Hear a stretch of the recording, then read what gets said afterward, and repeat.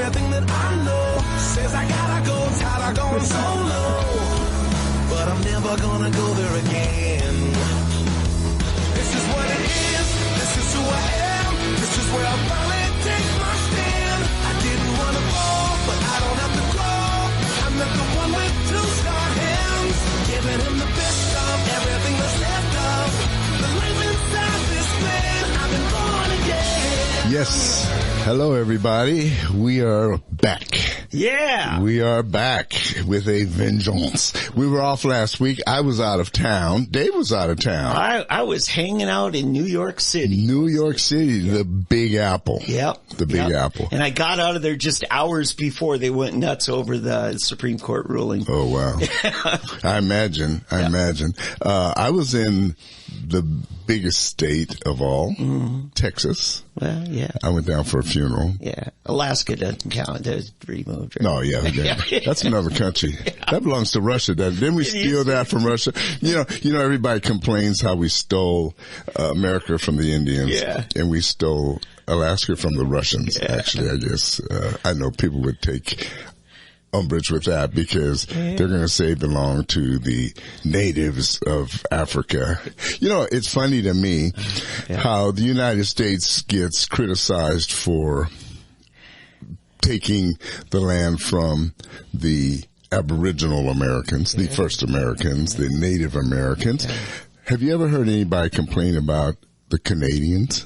Have you ever heard that? Oh, it doesn't fit the political narrative. I know, exactly. That's what I'm saying. So it's just kind of funny to me how it's always the U.S. We're always the bad guy. Who cares what the Canadians did, right? Yeah. The problem is all those tribes just came here a few thousand years through the Bering Land Bridge. Exactly. They're all Siberians. Yeah, they're all exactly. Yeah. I mean, nobody ever thinks of that. No, that they're not indigenous either. Right. Exactly. Yeah. Exactly. Yep. They all belong somewhere else themselves. So, it's just like, and you know, this is why it's so good for you to tune into this fresh black coffee.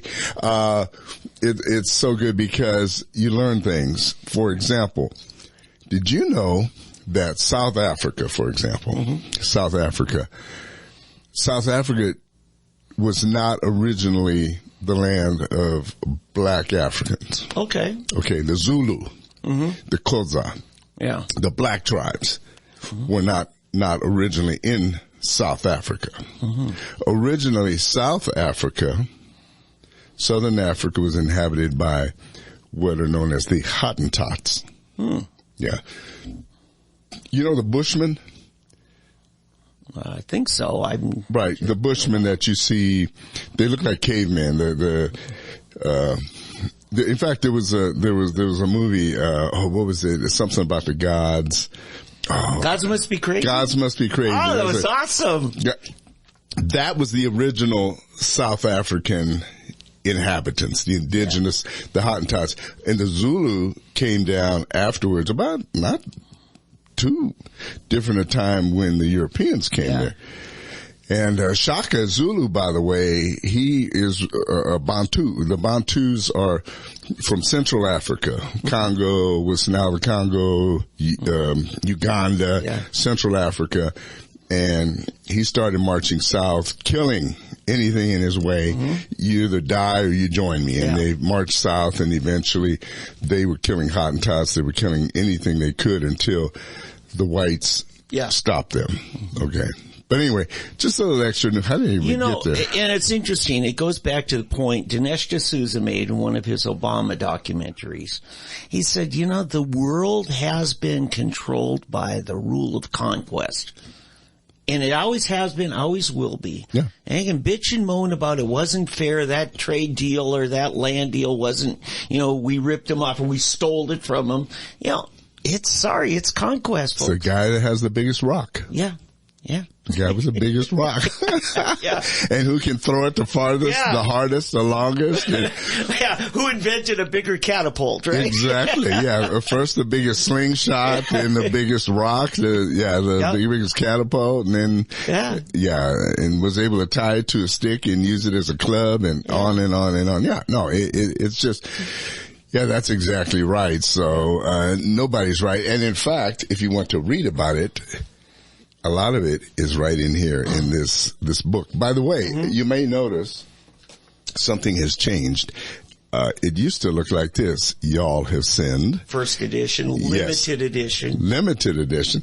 And what's crazy is I got some complaints. Huh? Not complaints, but people were telling me, like, my family.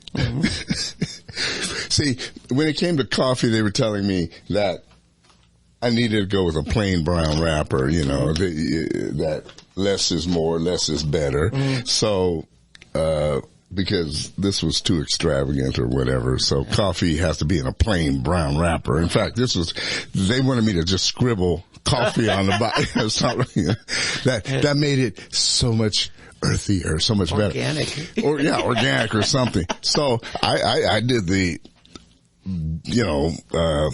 organic look from my book. Simple, less is more. I actually, be honest with you, I love this. Yeah. I love it. I just love plain. It says, y'all have sinned. I mean, that's just as plain as can be. But then I liked my decoration, the way on the website, freshblack.coffee, you have Dave's rendition. Okay. Yeah. Okay. Yeah, and he didn't go with this. Publishers didn't go with it. No. Yeah. So, yeah. So, the publisher was fine with this, and they were fine with anything. But, so my daughter, who originally told me about the going simple with the coffee. Oh.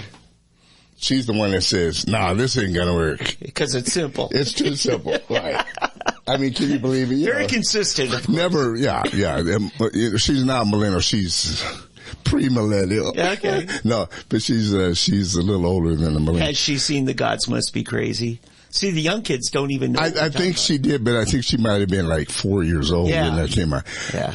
She needs to go back and see The Gods Must Be Crazy. You need to go see The Gods Must Be Crazy. It was an 80s hit. It was a low budget thing, and it just took off. So I have a friend that I went to seminary with.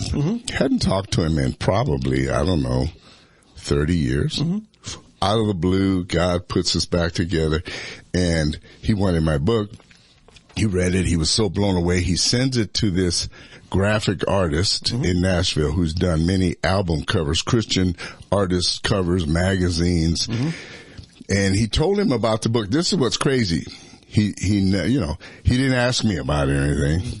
And so he says, "Eddie, I want you to see this idea this guy came up with." And the guy comes up with this idea and he nailed it. I mean, that's exactly the idea.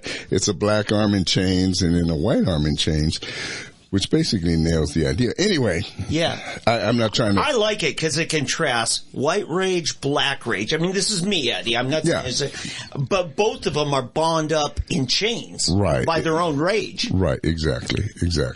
And so anyway, so that's how this came about.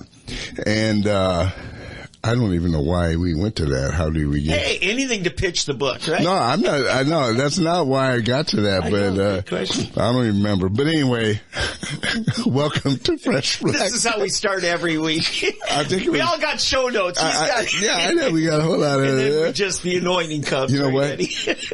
It must be God. It was one of those moments where the Holy Spirit just led us. Sure. Honest, I promise I don't know why I went off. If you can remember, go back and figure out why I got on that. But anyway, Dave was gone. Well, I will say this.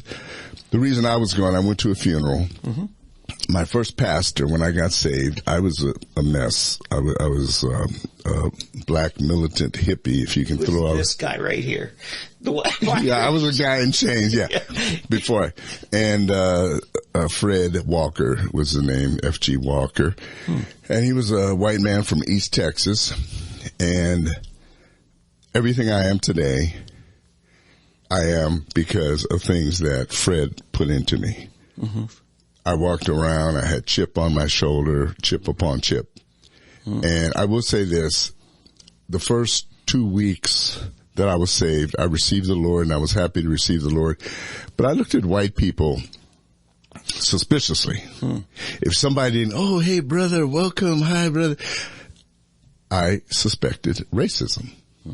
If you didn't look at me just right, oh, he must be a racist. He's a racist. He's not a Christian. He's a racist, you know. And actually, after about 2 weeks, I felt the Lord speak to me and say, Eddie, you're not going to make it. You're not going to survive like this. Right. And so God asked me to do something. He said, I'm going to show you 3 things. He said, I want you to love everyone. Love everyone. And I will show you something. So he said, first, I want you to, I don't care whoever it is, I want you to love them. And the first thing I'll show you is that some of the people, the bulk of the people that you think are rejecting you, they're not even thinking about you. Yeah. They've got their own problems. And this is a problem with black and other people, that they have this idea that all white people have time for every day. From the moment they wake up, white people think, how can I screw black people today? How can I mess over their lives? Yeah. I wake up, bing. Okay, let's get to it. We got to mess over black people and other minorities. They don't have to worry about their families, putting food on the table, pleasing their bosses. Nothing. It's just how can we keep black people under? And so God said, think about it. These people have their own lives. And a lot of what you see, they've got their own problem. They're not even if they reject you, if they're not overly friendly, it's because they've got other things on their mind. Yeah. They may be unhappy because what their wives, their parents, their kids did, their boss did, their jobs. They're unhappy with this, the president. They're just unhappy today. I want you to love them, and I'll use you to show them love. Okay. Number 2, he said, you've been a Christian for 2 weeks. You've been a racist for about 6 years. Ever since I was just came out of college, and about my junior year of high school is when I started having issues, lack of trust and fear and hatred towards white people. I started taking this stuff in. He said, so I've got to work 6 years of this stuff out of you. He said, these are some people that have been taught for the last 10, 20, 30, 40, even 50 years that black people are inferior. Black people are not to be trusted. Black people are like this, or this. It's going to take me a bit to get it out of them. Yeah. If it's taken me a while to get it out of you after 6 years, it's going to take me a while. But I want to use you to get it out of them. Yeah. I said, okay. And then there's that last person. He said, they don't like you. They don't like black people. They don't like Hispanics. They don't like anything. And you're not going to change them. But I will harden their hearts like I did Pharaoh. And for every bit of rejection that you receive, I will repay you tenfold with my love and my blessing. How's that sound? I'm in. Yeah. It was an offer I couldn't refuse. And so he said, I just want you to love. Don't worry about the rest. I will bless you for any rejection you receive, and I will use you for others. And that's how I've lived my life for the last 50 years, Dave. 50 years. God, right? I did. You gave that bitterness over, and you trusted God. But he had to get me. Yeah. And that's what this is about. This is how this came about. But it took me, and it was a time probably about 15 years later, I'd say, 15 years maybe, about 15 years later, where I read this book and I got kind of twisted and messed up again. And I started having a regression again to start taking on this again, seeing racism again, seeing these things. And then I just brought it to God. And then finally, he set me free at last. And that's where I am today. I'm free. I'm free. Hallelujah. You know, and for a lot of us, I mean, you know, I've always taught my kids, they'd ask, Dad, is interracial marriage, is it against the Bible? I said, well, in a way, yes. And I said, God calls the church a holy nation, a set-apart people. And you marry outside of God's family, that's interracial. I said, the point is you marry a Christian. You know, and so my daughter, I remember there was a time she wasn't sure what she had dated a few different guys, and I was kind of pointing her that I really thought the keeper was a young man named Khalil, young black man, you know, raised right here in Tulsa. And my daughter got hyper aware of racism. And recently she and I had a talk because I said, you got to separate two things. There are people who are held bondage to views that are wrong. And it's just because they have wrong information. Right, but you left something out. Yes. I assume your daughter married Khalil. Yes. Okay. Yeah, I'm sorry. I just jumped over. You left that part. Right. So now, you know, and I have to say, you know, you've got to separate how you approach people who just have wrong information and separate those from people who are spewing the lies, right? And, but for me now, Eddie, I'm going to have black grandkids. Now I'm going to have to sort that out because all of a sudden, don't mess with my grandkids. But see, this really strikes close to home because there's really nothing to sort out. So, for example, when we moved to Tulsa, I remember being in a McDonald's one day, and there was this elderly white couple. Mm-hmm. At McDonald's, and I looked over, and here's me, a black guy with these 4 white kids, because my kids, they're quadroon, which is quarter black. Yeah. Okay. Oh, I'm sorry, Because I'm half, and they're, my great-grandkids are octoroon, which is even less. So anyway, never mind. Anyway, so I'm here with these little kids that all look white, my kids, and so I look over, and there's a table of this elderly white couple with these black children, mixed kids.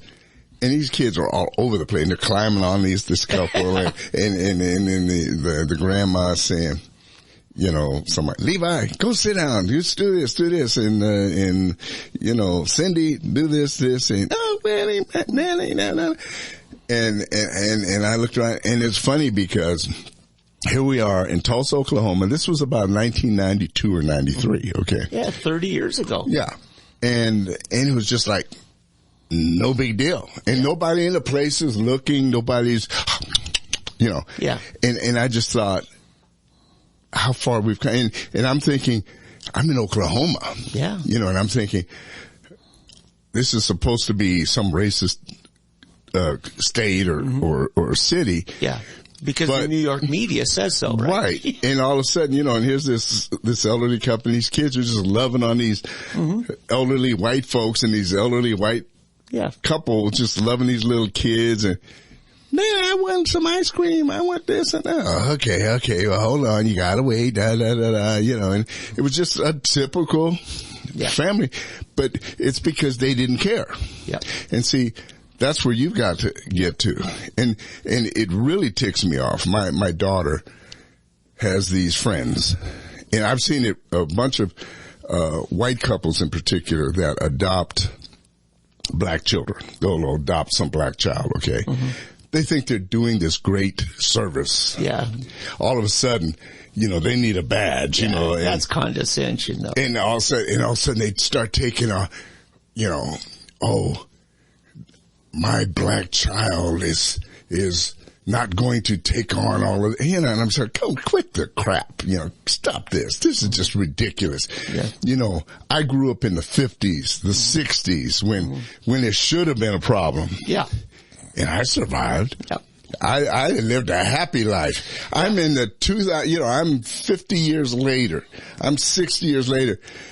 And now you're going to tell me that it's your poor child who lives in the suburbs, rides around in an SUV, goes to an integrated 4 or 5-star school, was probably playing varsity sports and got new clothes every time they turn around and able to do anything they want to do that you want to, and you're worried about them suffering the, racism and all. Come on, stop it. Just stop it. You just want people to look at you and commend you for this wonderful person you are because you've adopted this poor black child. Oh yeah. It's all about you. It's not about the kid. And if you raise that child like that, you're going to raise a crippled child. Yeah, I'm telling you. them. You're going to raise a crippled child. Yeah. You teach that child that you can be anything you want and forget about it. Just don't think about it. And you know what? Be tough on them. Yeah. The soft bigotry of low expectations is one of the worst things. Hello. Yeah. George W. Bush. Yeah, that's right. Soft bigotry of low expectations. Yep. If a kid came home, I remember, my one son, and he's I would say the top achiever. He's the guy, he's a pilot for United Airlines and Coast Guard and the whole deal. And so, he came home one day and, when I walked in the door, Dad, I've got to explain. I got to be in math. Oh, wow. Now here, I'm a guy who never got more than a C. No, I got some A's in it, but overall I graduated from high school with a 2.1 and college from a 2.12 or something. Yeah. And he said, but I never let the kids know that, right? Yeah. And my dad, I got a B in math. Why did you get a B in math? You know what I'm saying? It was hard. He was really hard. I said, well, did anybody get an A? Well, yeah, a couple of kids. Well, then why aren't you one of them? Yeah. That was my great. Right. If somebody got an A, you're supposed to get an A. And I cut no slack. I mean, I know it was hard. And, I wasn't going to beat him or restrict him or anything, but I always wanted him to know that he could have done better. Yeah. He could have done better. And it always kept him pushing for more, letting him know that he could have done better. And that's what you got to do. There's no excuse. There's no excuse. Now, I will say this. We were in Germany. And, boy, this is way far from what I know. Yeah, this is good. But this is good. Like I said, sometimes we go where the Spirit leads. But anyway, we're in Germany. I may have told this story before. Mm-hmm. My daughter's in the 4th grade. I go to teacher meeting. Oh, yeah. Did I tell you this? Do you remember this? It's worth repeating. So I asked her the first time I ever met the teacher, how's she doing? Oh, she's doing great. She's doing wonderful. I said, oh, good, because she has to be prepared because when we go back to America, she's going to university. He said, oh, well, I'm sorry, but she's not doing that well. Oh, wait a minute. Just a second ago, she's doing great. She's doing wonderful.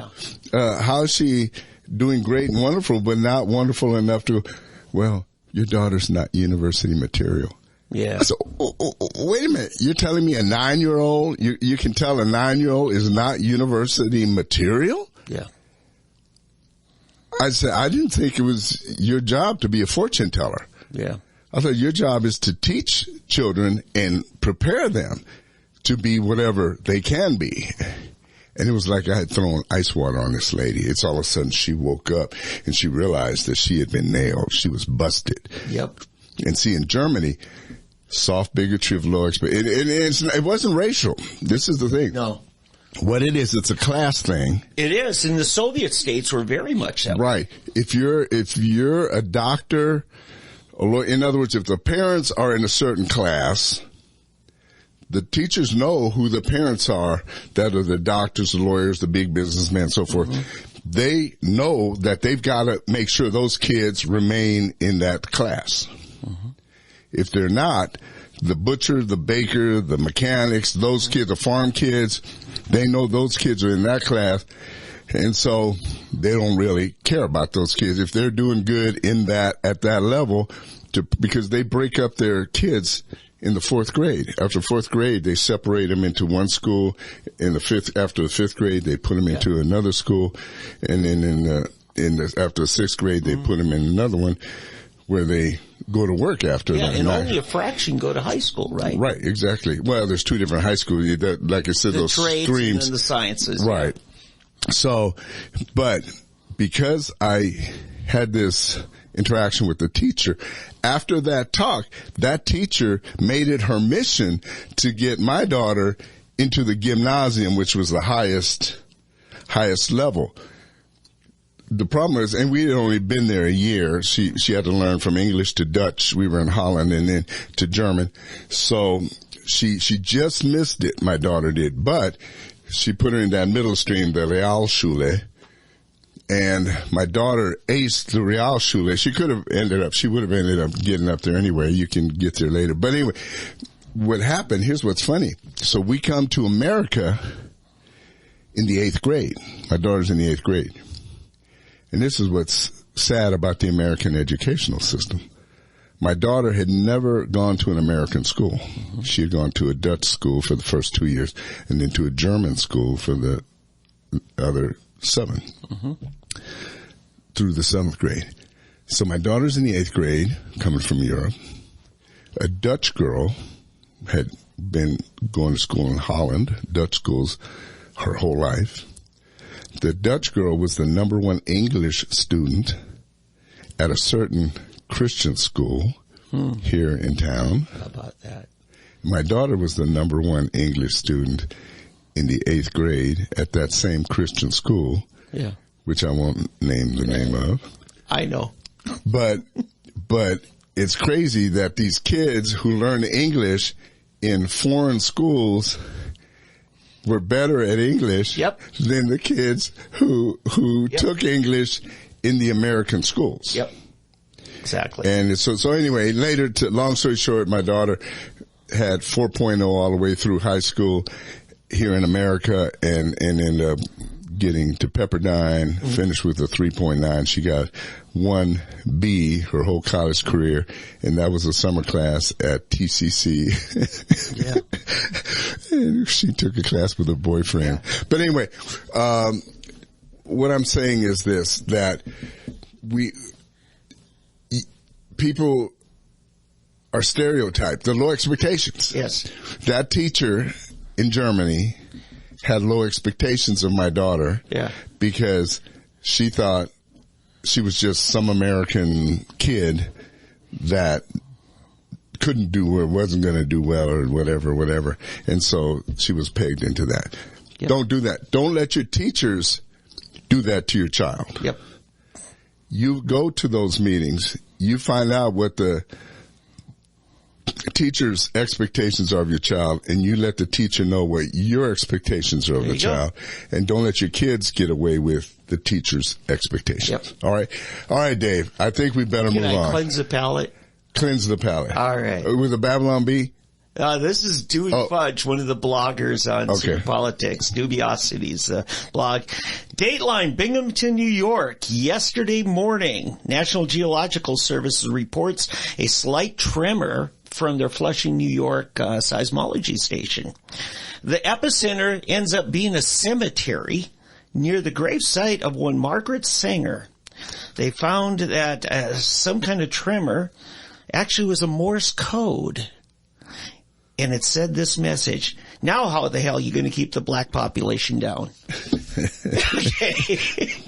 My daughter sent a meme on Facebook last night, which I was like, it says, we haven't seen the Democrats this pissed since Lincoln freed the slaves.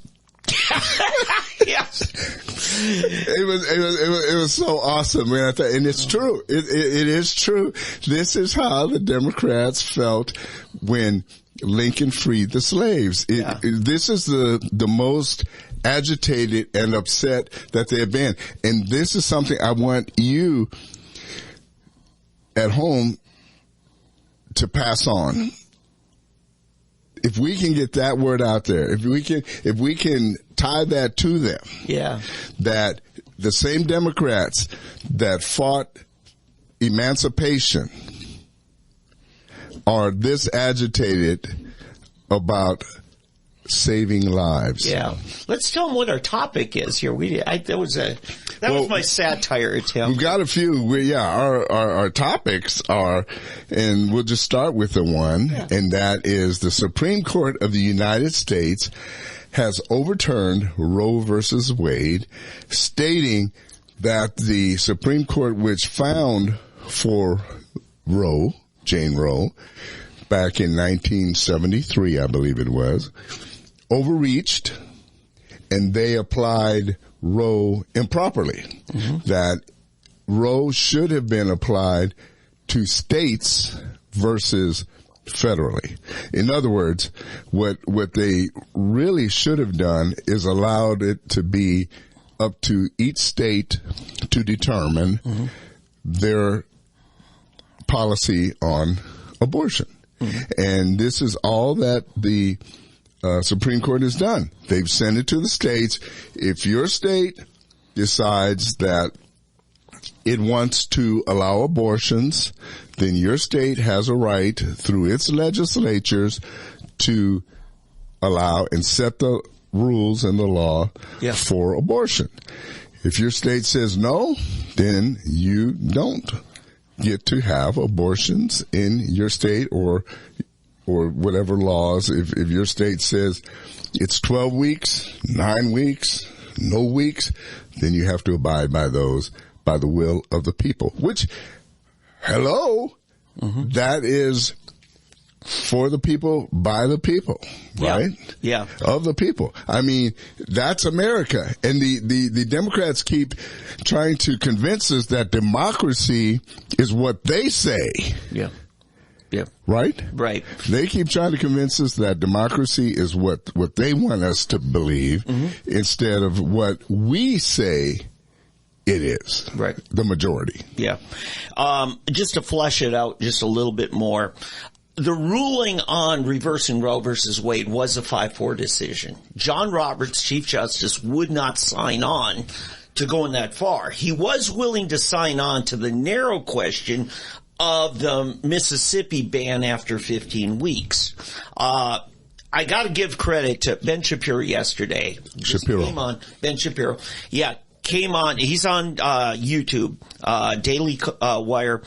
Ben actually went through the 200 and some page decision on there. So the leaked draft, Alito added about 10 more pages on to his final edition of that. Then Brett Kavanaugh add his own thoughts, not disagreeing. He was concurring, but he wanted to make a message of what his process is on. And then the golden one. Alito. Alito was the main decision. That was the attitude, and we got a sneak preview of that. The golden one was Clarence Thomas. He added another 7 pages where he said, not only am I reversing the Roe versus Wade precedent, every decision we made on the basis of what's called substantive due process. That's nowhere in the Constitution. That was made up by the Warren Court. And he wanted to revisit all of those decisions made on this just whole cloth, hocus pocus narrative of substantive due process. Now, it's a lot deeper than I can go into. See Ben Shapiro about that. He's on YouTube. So I wanted to say that's it. And then, of course, John Roberts kind of went, well, we really didn't have to be this radical, And then, of course, the typical 3, Kagan, Sotomayor, and Breyer basically, gave the Democrat talking points. So.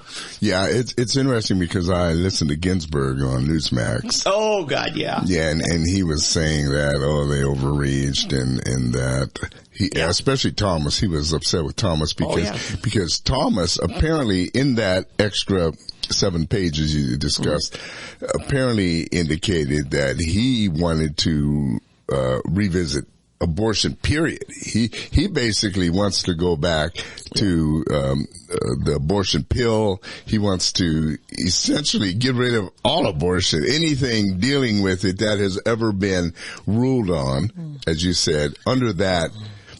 With the exception of self-defense. Right. But essentially anything that the Warren Court basically came up with under those. And so Ginsburg is just afraid. You know, he's thinking that, they're going to just basically totally destroy prior court decisions and so forth. But hey, I mean, prior court decisions have essentially destroyed everything the court did prior. You know, I mean, listen, the problem we have is that you have men who are men. They're human. And if you get ungodly ones who were appointed by particularly ungodly presidents for a purpose, then that's what happens, okay? Yeah. Which is what the Democrats have tried to do, and they want to do, and they're very, very upset because Donald Trump was able to get 3 in there. And Donald, in his usual self, you've seen these stickers on gas pumps? No, I did that. I did that. Well, Donald Trump basically says, I did that. Yes. With this. And he did. I mean, honestly, Donald Trump, whatever you thought of him, think of him, he did that. Yeah. This is Donald Trump. Yep. This is his legacy right here. Absolutely. Now, how it turns out, it will be up to the nation to determine if and how long it lasts, because we're going to have a fight on our hands in November. And then, of course, again, in 2 years, we're going to have a fight on our hands to see how this lasts. And it's going to be a big one. It's going to start right away. And I fear to an extent because of the fact that the rule of law seems to be no longer the rule of law. It seems to be the suggestion of law. Yep. And whoever, it seems to be king of the hill. Whoever rules the hill, whoever yells the loudest, whoever lasts the longest, seems to be who wins and who rules right now. And that's kind of a sad state of affairs. We don't have just judges, and I don't mean judges necessarily in the Supreme Court. Judges, period, in our politics are legislators, the House, Senate, governors, state reps, you name it. We don't have just people. Including every jury in the Washington, D.C. area. Right. It's horrible. It is. It is bad. It's bad. So we're just going to have to pray. Trust God and pray. Yep. Just pray without ceasing, which is what the scripture says. You know what? Pray without ceasing. Be diligent in the fight. I want to say, Eddie, as a young 10-year-old, my mother sat me down one day. It was it was the summer of '72, and she told me about the political struggles that are going on in an organization she just joined called the Minnesota Citizens Concern for Life. And the Catholic Church was very involved with it and very much helped it, but it was outside the Catholic Church. And she told me, she says, there's two candidates running. The Republican really hasn't been clear on his stand about abortion, but the Democrat nominee has already said he will sign a bill legalizing abortion. So we were all set, and the Democrat won, and we were all set, oh God, here comes the legislative session. And then, before they even really started, January 22nd came the Roe versus Wade decision. And so, that all of a sudden made that all moot. Mm-hmm. But what we see today, one report tells me 28 states now substantively banned getting a professional abortion service. See, right now in Oklahoma, there's no crime for killing your own unborn baby. You know, I said this morning, I said there's two extreme views that are both way off basis. One is to say this ruling fixed everything, and the other is to say it fixed nothing. You know, this is a big step, but we're not done. I mean, we won't be done until the personhood and human rights of the unborn are established and protected everywhere. Yeah, you know, when I was on KFAQ with Pat, I got into a big thing with the pro-life people. Yeah. When I said that you won't really stop it until or unless you hold the mother responsible. I remember that, and I was like, "Yeah, Eddie!" I was slapping the dashboard of the car. Yeah, I have people, well-known conservatives who went after me for attacking these poor mothers. And my point was, if a mother takes her newborn baby, 2 days, 3 days, pick a time after the birth, and kills it, she's a murderer. Yeah. Even if the husband forces her, whatever, makes her go down and kill it or whatever, she's still an accomplice to murder. Yep. So why, if she does it 2 days before or just moments before the head pops out, is she not complicit in the murder? What is the difference? Just that the head is, is what difference is it? It's a fully developed child. Yeah. And so if you're going to split hairs like that, then you got some splaining to do to God if that's your moral compass. I want to flesh that out because I remember that. What it was is Trump, for the first time, was actually enunciating his convictions. And he did say, yes, you've got to hold the mother responsible. The handlers got a hold of him.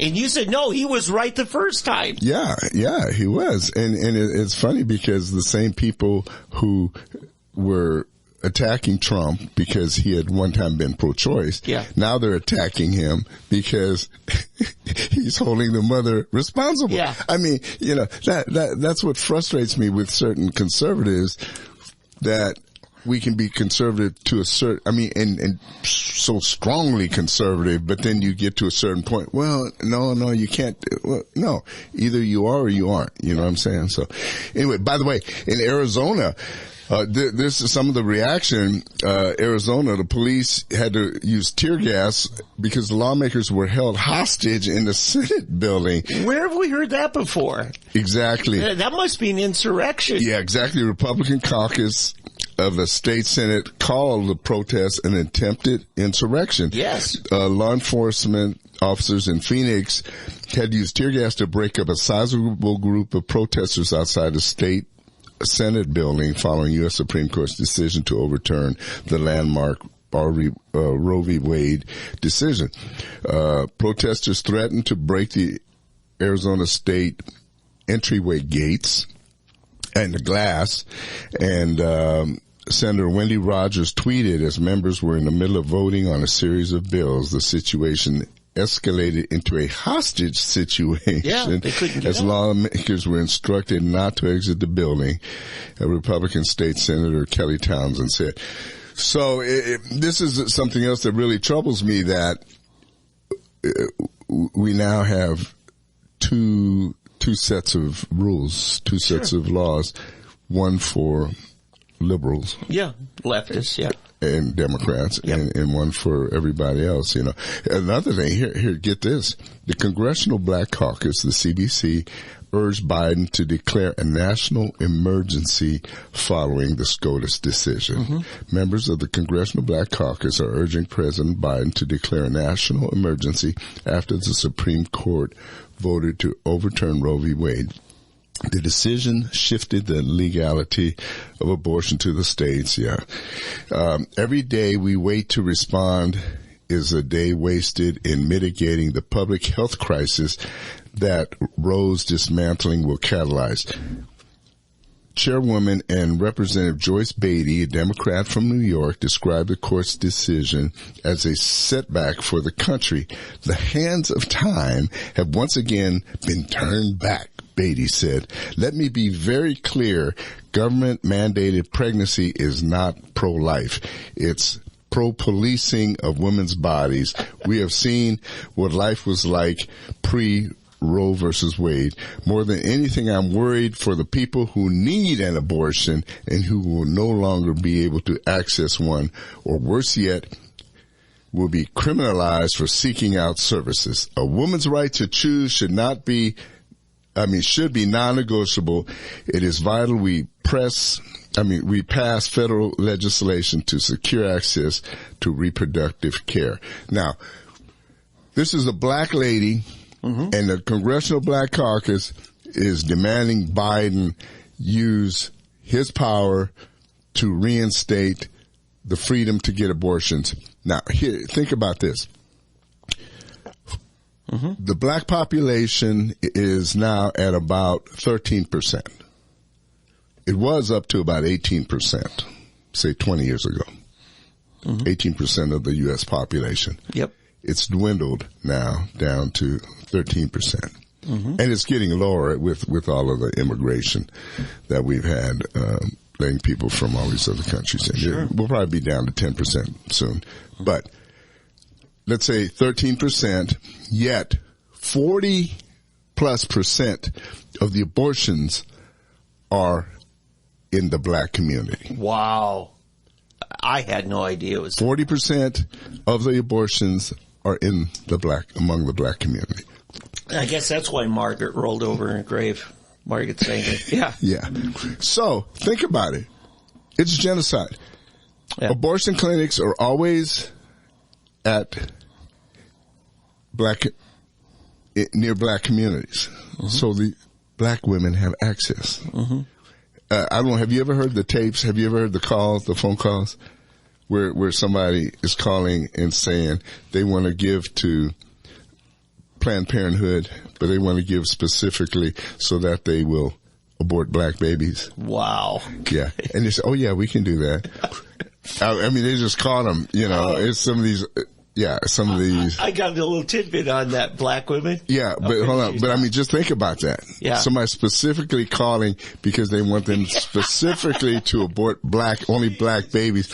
And the director is saying, yes, we can do that. That's not racist at all. No, not at all. And these black politicians actually going for it, thinking that they're doing a service. Yeah. It goes back to the Margaret Sanger model, and where she had all of these black preachers and all these black so-called intellectuals, including W.E.B. Du Bois, supporting her. In fact, now I remember why we got into the book. Yeah. It's in here. All right. It's in here. It names names, and it goes back and it shows you who was involved and what all happened and what they say. I mean, it's pretty amazing, really, how these black preachers and college presidents and so-called intellectuals were used to get black people into aborting their babies. Maxine Waters just chimed in. Oh, yeah. Got a one-liner from her. Women are going to continue to control their own bodies. To which I say, hey, Maxine, isn't selective abortion kind of an admission that you aren't controlling your own body? Apparently, yeah. Yeah, I mean, it's stupid. It's stupid. It's like saying we can't say no. Right. We can't, from the moment that we're saying, no, we're not going out, setting the rules, that we're not using birth control, we have no control over our bodies.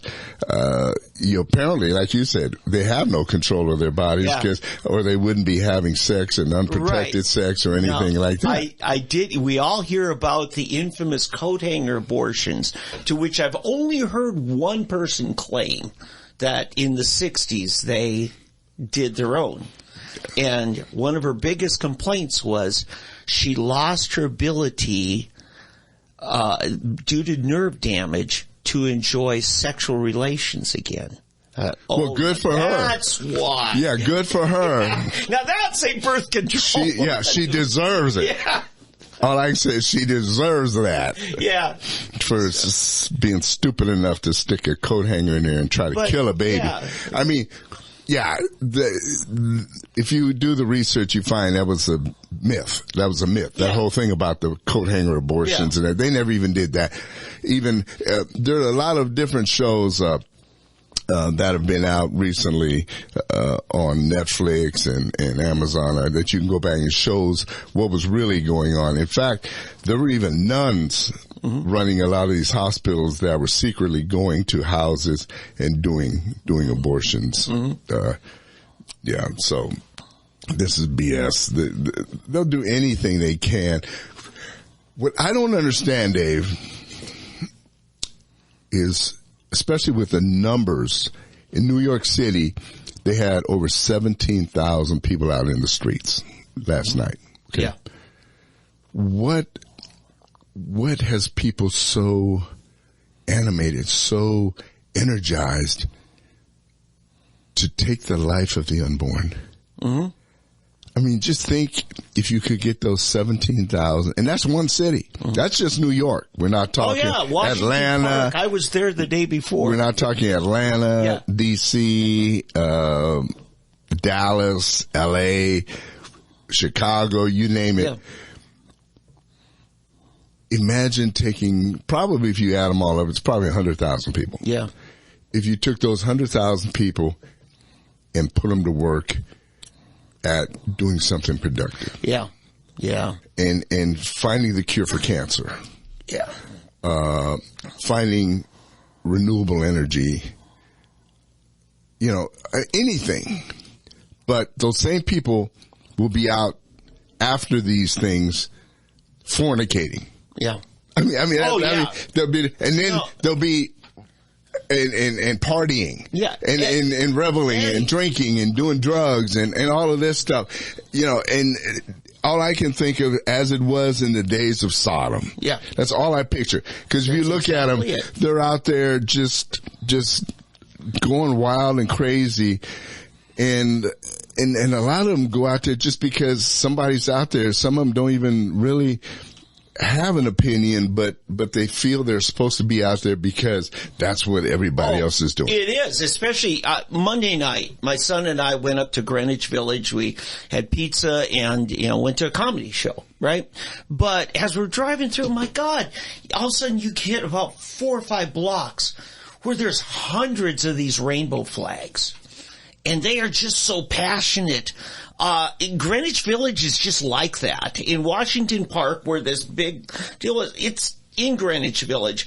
You've got a segment of people that just, their lives are filled with things, and many of these are people that are so weird that the only place in America they can fit in is Greenwich Village. So they move there. And most of these people are not native, certainly to Manhattan Island, much less the New York City area. Yeah. But, you know, if that's the best they can do, they're nothing. They're not a serious threat. And I don't think we're going to see. The fact is, up until Thursday, they were all worked up about the gay rights, gay pride, because all month it's been about that. And all of a sudden Thursday, it's about, oh my God, people are going to carry guns out on the sidewalk now. You know, what are we going to do? And then Friday. This. And so, I mean, we flooded the zone, Eddie. You know? Yeah, they are angst out. Yeah, that's good. That's right. You think about that. We started out with gay pride and guns, and then guns lasted one day, and then the next day. Did you see the video last night of all this? You know, most of them were wearing their gay pride shirts with their pink and purple hair, and you know, and they're protesting for abortion. Okay, folks, I don't have anything against pink and purple hair. I kind of like it. It gives you an early warning when you're about to walk up to somebody who's quite right. Not quite right. Oh, that's just wrong. That's I stole that from Hank Hill. Yeah, that's good. Yeah. Yeah. But no, you're right. It's like they're bored. I think it's just they're bored. Oh, yeah. The generation is bored. And the reason they're bored is because the work ethic is gone. Mm-hmm. And they're trying to find themselves. Yeah, they're trying to find themselves, but they haven't been raised right. They haven't been raised. I always think of, Judge Thomas, Clarence Thomas, and he talked about his granddad who raised him. Oh, wasn't that amazing? And how his granddad had a saying, he would never let the sun catch him in bed. Yeah. He had to be up before the sun and couldn't be in bed before the sun. Yeah. So I remember the saying, boy, what you doing? You think you're rich or something? That's what he is doing. He is now, but, yeah. But, I think when Judge Thomas passes, and I pray he lasts a long time. Yeah. They need to, that's someone a statue needs to be built for. That's someone who needs a statue, because you take a guy who, where he came from, what he became, and what he did is unparalleled. Yeah. He is, if black people truly wanted a champion, truly wanted a champion who stood against the odds, who stood against the mob. Yep. There's your champion. There he is. There is your champion. So absolutely. That's the thing. Hey, okay. So the abortion law is now changed. Okay. Yep. It's up to the states. And so now we will have to see what the various states do and so forth. Everybody just needs to step back, stay calm, pray, continue to pray, and let this thing settle down between now and November, okay? Continue to just pray that we clean House and Senate too, and we can continue to march forward, okay, and take back ground. There was another bit of legislation. I just wanted to say, John O'Connor has already certified and sent out to all the DAs of Oklahoma, letting them know his ruling and, the Attorney General's opinion. Right. And he stated which laws are no longer in effect, 130 of them affected in Oklahoma, and then which laws now are enforceable. So we're already on it in Oklahoma, and I appreciate the governor and attorney general for moving fast. Right. Which also reminds me, we're going to get to this next thing. This is something else, which is there was another piece of law that the Supreme Court got to a day earlier, which is another smack in the eye. Took the fight out of them, Eddie. Yeah, I mean, they probably don't know what they're reeling right now. I'm waiting for the third shoe to drop, and that is the gun control legislation that is now affected because Biden, by the way, just this morning signed this new gun control bill in response to the Texas Uvalde shooting that occurred. And in this new thing, Biden says lives will be saved. Sorry, Joe. No. In fact, did you hear the news that in Norway another shooting just occurred? I just pulled it up while you were talking a little. Yeah, Norway has very stringent gun laws, and there was just at least at the last time I saw it, 2 dead, 20 wounded. 20 wounded, and some of those we don't know yet. Some of those may end up expiring. It was a gay bar in Norway. Oh my goodness. A Muslim terrorist from Iran. That's what Citizen Free Press shows. Yeah. Now. So, what, a Muslim terrorist? I thought the only real terrorists were white supremacists. Yeah, I know, They were the existential threat. Norway didn't get the memo. Yeah, they didn't get the memo. Yeah, still the Muslims are the terror threat over there. But, you see, what happened, so Biden signs this thing and it's got this, bipartisan. They keep trying to say it's a bipartisan legislation. He on Saturday signed the largest gun control in 30 years, and after it passed Congress. Time is of essence. Lives will be saved, Biden said in the address. Sandy Hook to Charleston, Orlando, Vegas, Parkland, El Paso, Atlanta, Buffalo, Uvalde, shootings that happen every day in the streets. How many times have you heard that? Just do something, for God's sake. Just do something. Today we did. He strangely left out a couple of cities. Chicago. Yeah. Detroit. Yeah. Philadelphia. Yeah. This will do nothing for the 30 or so people that are shot and many killed every weekend in Chicago. That's right. In Detroit. Baltimore, Philly, yep, and other cities. The new law is an attempt to circumvent mass shootings that have plagued the U.S. for years. By the way, Uvalde, the more we get into it, the more we see the failings of the local police. Oh yeah. That could have been avoided. Yeah. The police chief is now on administrative leave. Yeah, he might be under the jail by the time they get done looking into it. Yep. It's really looking bad. It's looking really, really bad. Yeah, and the news on that is the Texas Department of Public Safety came out with an interim study. They still aren't done. But the Uvalde School District said, we can't wait till it's done. We got to put this top cop on administrative leave. We cannot. The parents won't bring the kids back unless major changes happen. The person I'm really disappointed in, and I probably shouldn't be because there were signs of him being a flake anyway, is John Cornyn. Senator John Cornyn of Texas. He's the one who Mitch McConnell put in charge of this in the Senate. Right. And he basically rammed this through without allowing anybody. They had like 40 minutes to read this piece of legislation before they could vote on it. Yep. And that's just wrong. That's just wrong. It's just not. Though the push was largely opposed by Republicans, including Kevin McCarthy,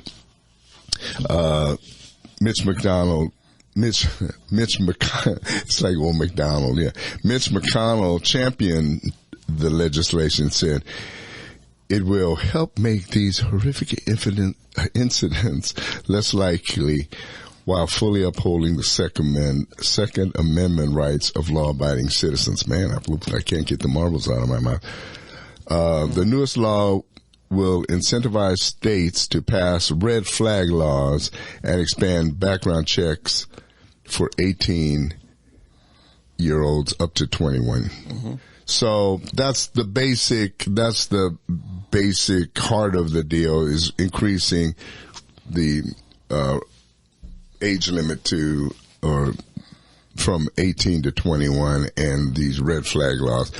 Someone sent me a thing about the red flag laws saying Florida's already had it and tried to incriminate DeSantis. Ron DeSantis did not pass or was not in office when the Florida red flag laws were passed. That was Rick Scott. Yeah. And the thing about the Florida red flag laws is those are only in effect for 1 year. Yeah. After 1 year, you can get your guns back. Yeah, and I gotta say, the red flag law, if it gets triggered against, say, now what this is somebody goes to a judge without anybody knowing about it and says, I need an emergency order of protection.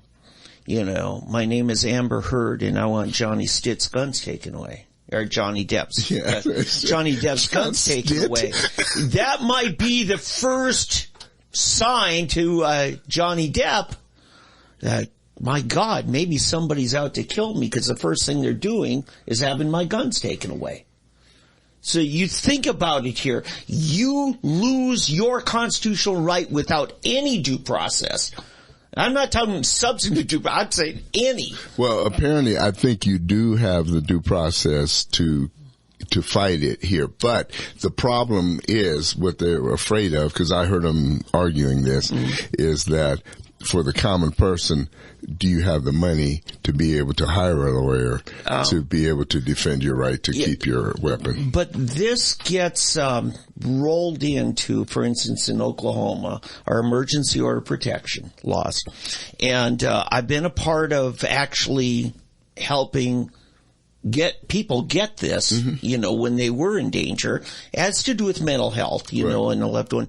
And the way it's done is a judge hears your complaint, doesn't know you from Adam, doesn't know if there's any credibility, but if you can make a 3-minute speech sound coherent, you get it. And then they have to go out and serve papers and tell the other person, in 2 weeks, you'll have your day in court at the earliest. Right. And many times it's put off for months for different reasons, or rolled into a divorce proceeding where it may go on for half a year or a year. Meanwhile, your constitutional rights are inhibited. And they don't wait until due process to take your guns. They take your guns first. Yeah, I'm not sure though yet if this automatically sets that in motion. See, that's the fine print. We have to see what rules they allow the states to apply to their own personal. Exactly. So, for example, Oklahoma could craft their own rules within their. You see what I'm saying? And that's the thing. Nathan Dahm, when he was here a couple months ago, said, I have fought and beat those down because of that. Right. And that's important because, see, to me, the real problem is that we're not keeping track of the people that should be flagged. Exactly. Like the shooter, like in Buffalo, they were saying if someone had bothered to do a proper check. Yeah. Remember the San Bernardino shooters, happened to be Middle Eastern. And they saw him hauling guns in his garage, and the neighbors said, what if I would report him? I would have been accused of being a racist. Hello? Well, yeah, but see, then to me that is stepping over the line because then you are being kind of racist. Okay, so you got a guy from Muskogee and you got a whole rack of guns in his garage.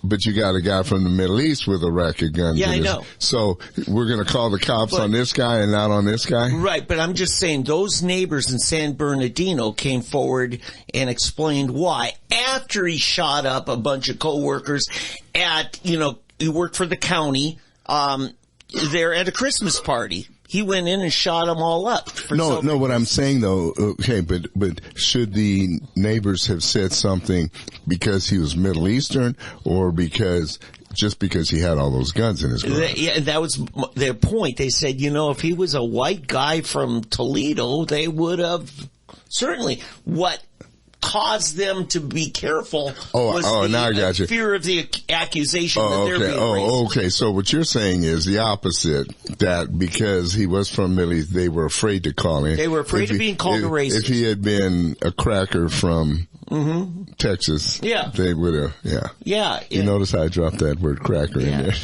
Yeah. And I'm not offended. I'm bigger than that, Eddie. I gave it to God. See, we practice what we preach here. I'm a quick learner. Yeah, this was a practical example of what we preach. Yes. Okay, I see what you're doing. Behind me, Satan. Get thee behind me, Eddie. I got you. No, seriously. I mean, look, we honestly, if law enforcement would just do in Uvalde, if the school is just done like. I'm still trying to figure out what happened with this door. How did this door get left open? Why was the door left open? They keep changing, somebody was smoking, they left a rock, they left it open, they left and then it changes. It keeps changing. Would somebody please just tell us what happened? Just get it out there, all out there, and then we deal with it, okay? But they keep changing. The cops were sitting in the hallway for an hour while kids are being shot, and so I'm thinking, my goodness, somebody just deal with it. Please deal with it, okay? And you almost wonder if they weren't told to hold on, let us get this legislation through and use this for political reasons, then you can go ahead and do what you want to do. It almost seems political, doesn't it? Yeah. It stinks to high heaven, really. I've got a little tidbit that ties into this. Okay. One of the more recent new members of Truth Social is Governor Gavin Newsom of California. Oh, yeah. And the first thing he did was report that the 10 deadliest states per capita happen to all be led by Republicans, right? Well, what he didn't tell you in that, the 13 deadliest cities in America are run by Democrats. And I ran this story in Sooner Politics, you'll find, about the third story down. And this goes to your point. It reminded me of it. Back in, it was about 2000, there was a gun control issue in Wayne LaPierre, much younger man back then, was on This Week with David Brinkley, and he said this: I am convinced that the Clinton administration is comfortable with a certain amount of gun violence because it furthers their political agenda.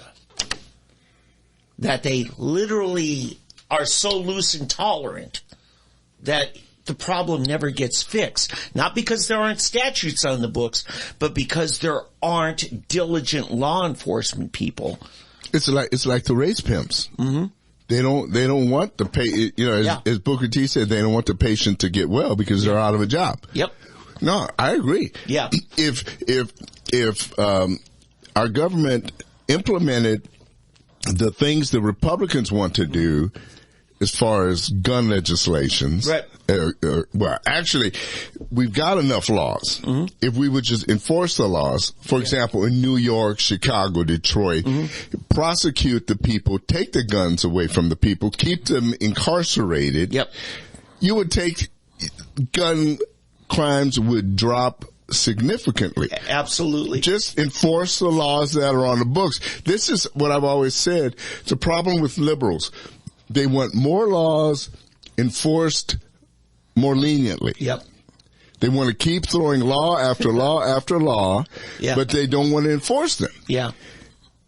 Well, why are you making the laws if you're not going to enforce them? Yep. In New York, L.A., you saw the thing about Gascon. Mm-hmm. You saw the video where the guy ran over the lady with the baby? Yes. Yep. That's just one example. Yep. I mean, people shooting people, running them down, doing all kinds of things, and they let them back out. Yep. They let them back out. That's the problem with and then they'll kill somebody. Soros-backed DAs. By the way, just to wrap this up really quick, here's what I'm talking about. Gavin Newsom says that Missouri is one of the deadliest states for murders, right? And it's St. Louis, right? Kansas City's number 8, St. Louis is number 1 deadliest per capita. Okay? It's not total number, it's per capita. Right. So the rest of Missouri is a very placid and peaceful. Like, go to Branson, go to Joplin, go to Springfield. But stay away or be careful on the streets of St. Louis or Kansas City. Because the Democrats are in control of them. Right. Remember what they did to McCloskey? Who during the BLM riots, they break into his gated neighborhood, and what does the DA do? They arrest McCloskey. Yeah, McCloskey and his wife. Yeah. But none of the protesters who crashed and broke in. Right. So, you know. No, that's right. And that's what the dirty, stinking Democrats do. I call them Democrats. Yep. Because that's what they try to do. They try to obfuscate the truth. Yep. The facts. Yep. They make you think, oh yeah, and you got idiots out there who read this. Oh yeah, see, Republicans run these states, but then nobody ever looked to see that it's these cities that are run by, for example, in Texas, I'm sure Texas is one of those states, but the cities where all the crime is are Fort Worth, Houston, yeah. Right. Fort Worth is up there. It's Fort Worth and Houston. Yeah. And Fort Worth has always been one of the top murder capitals in America. Yeah. But, and probably Dallas is getting up there. Yeah, actually, I don't have a Texas one on. This is the 2009. Things have changed. Yeah. St. Louis one, followed by Baltimore, Birmingham, Alabama, Detroit, Michigan, Dayton, Ohio, Baton Rouge, New Orleans, Kansas City, Memphis, Cleveland, Ohio, Richmond, Virginia, Miami Gardens, Florida, which is a suburb. Again, this is per capita. And the 13th making the list is Washington, D.C. Now, all Democrat run. Yeah, I was going to say, which one of those has a Republican? None of them. 0. Right, yeah. Exactly. Yeah. All right. This is the big part. Yes, we're going to switch for the rest of our program today. We're good. We didn't even play any music. We didn't even switch and do any of our okay. Elections. Yeah. The early voting is already underway, but we want to give you our final observations with the upcoming elections. This Tuesday, Oklahoma primaries. So we're going to start with governor, Dave and I agree on some things. We disagree on others. And we have other people that agree and disagree with us. I was thinking about bringing somebody else in today that I've been disagreeing with online. Someone replaced you as my adversary online, but we'll probably deal with them later. Anyway, so let's begin. Yeah. All right. So for governor, I think we're both agreed. Governor Kevin Stitt. Yep. We both support him. The Tulsa Beacon endorsements, I printed those out, so I want to go ahead and use those and see what they have to say. I don't agree with all of them. I don't think you will agree with all of them. You probably agree with most of them, as I do, but there are a few exceptions here. But anyway, they agree. Kevin Stitt, they say that Kevin Stitt is an accomplished businessman who is reforming parts of Oklahoma state government, despite the moderate views and obstruction of the legislative leadership. Under Stitt, we have surpluses instead of deficits. Under Mary Fallon, Stitt is fighting for the lives of the unborn. Unlike Mary Fallon, Stitt is fighting for the lives of the unborn. Yes. The Tulsa Beacon endorses Kevin Stitt. I endorse Kevin Stitt. Absolutely. And I think, not that he's done everything perfect. He's made a few mistakes, and I had to sick some lawyers after him to, the shutdown that he tried to do in November of 2020. Yeah, and but that's it. Now, I will say, governors tend to have not as good of a second term. I hope that's not the case. well, let me just say one thing. The alternative would be horrifying. Yeah. Well, no, we're talking primary. Democrat. Yeah, we're that primary right now, so we're not there yet. Joe Gensel is a decent guy. He's the one decent. I'm not a Mark Sherwood guy. I'm just not. Yeah. To me, he's a single issue candidate. Well, maybe two issues, and but yeah, I'm going to stay with what works. Okay. Now, here's the one where we're going to get some disagreement. Okay. I'm probably the lone ranger on this one. U.S. Senate. Well, let's deal with the other side of the state right now first. We have Senator Langford running for re-election. And it's funny, but no, here we go.